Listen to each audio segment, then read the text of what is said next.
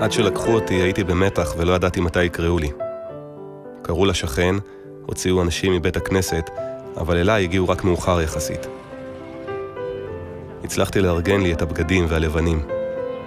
אמי כמובן בהתרגשות ואחותי עדיין לא בבית. הפרידה קשה, מי יודע מתי נחזור ומי יגיע הביתה.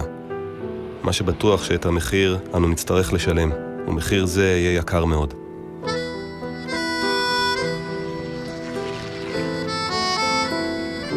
אני כותב זאת בזיכרונות מעורפלים, אבל ביום זה או שלאחריו, בהתקפה על חמוטל נפגעה כל פלוגת מם, כאשר המתקים שלה כמעט כולם מהמחזור שלי. יאיר, קטרי, יואל, קוגל, דודו, ארנון, ועד היום איני יודע מי עדיין נשאר. כרגע אני נמצא בתוך תא הנהג וכותב כל זאת. אנו עדיין במצב בלימה של האויב. אני מדי פעם צופה דרך הפריסקופ ומנסה לגלות חירניקים, שהם יופיעו עם טילונים וזה הסוף. בשעות הראשונות של הלילה הופיעו בשמיים 3 עצמים בלתי מזוהים. המצרים ירו עליהם באש נ"מ. זה היה אחד המחזות היפים ביותר שראיתי. כל מכונת ירייה יוצרת מין קו מקווקו בשמיים שצבעם אדום. פצצות הנ"מ מתפוצצות באוויר, וזה יוצר דברים מרהיבים המתקבלים על רקע השמיים. נ"ב, היום ערב חג סוכות. כרגע השעה 7:45. כל אנשי הצוות ישנים. מכשיר הקשר מברבר, קולות הפגזים נשמעים ברקע, כיאה לימי מלחמה. היום כתבנו מכתבים הביתה, מעניין מתי הם יגיעו. לפני הצהריים תפסנו ג'וקי ואני יוזמה והחלטנו להתקלח. הטכניקה הייתה פשוטה בהחלט. כל אחד תפס ג'ריקן והוריד על השני מים מעל הטנק לפי התור, וזה היה מרענן מאוד. במיוחד שמאז יום הכיפורים לא התרחצנו, וזו הפעם הראשונה שהחלפנו לבנים, ובפעם השנייה גרביים. לפעמים באים הירורים על מה שהיינו יכולים לעשות היום בעורף. כל אחד תכנן לו נסיעות וטיולים להמשך החופש ואומר לעצמו, למה לנו מלחמה? בשביל מה? מה הם רוצים מאיתנו? אבל כולם עושים הכל תוך הכרה מלאה במצבנו, וכולם בטוחים בניצחון.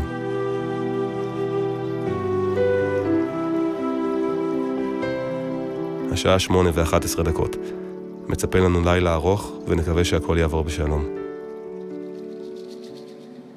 הלילה השמירה עברה עליי בקלות תודות לסלט שהכנתי. הוא כלל 2 עגבניות, 2 מלפפונים, סרדינים, לימון ומלח.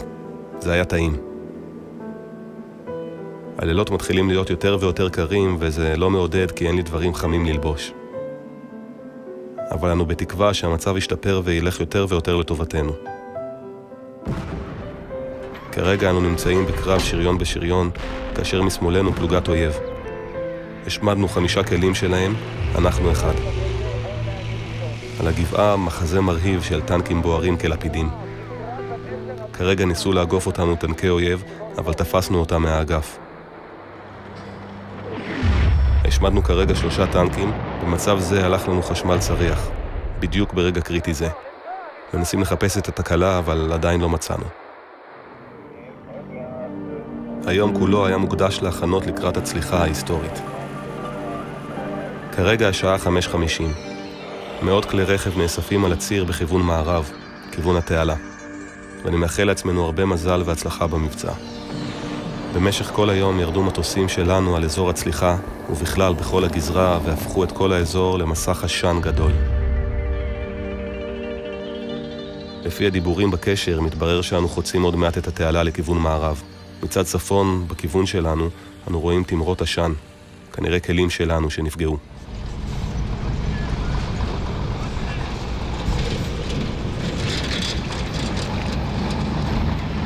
כרגע אנו נמצאים מהצד השני והשעה 10:10. הנוף שונה לחלוטין, מלא בעצים ובדקלים, ממש יפה. חבל שזה לא היה בצד שלנו. בשטח מסתובבים עדיין חיילי אויב, מנסים להימלט על נפשם. פה ושם שומעים יריות צלפים. אנו ממתינים להמשך תנועה המוסתרים מתקיפת מטוסים. כרגע שקט באזור. אנו נמצאים במקום מחורבן מצידנו. אנו נמצאים בתוך חורשה אבותה ואיננו יכולים לצודד ולהילחם בתוך היער.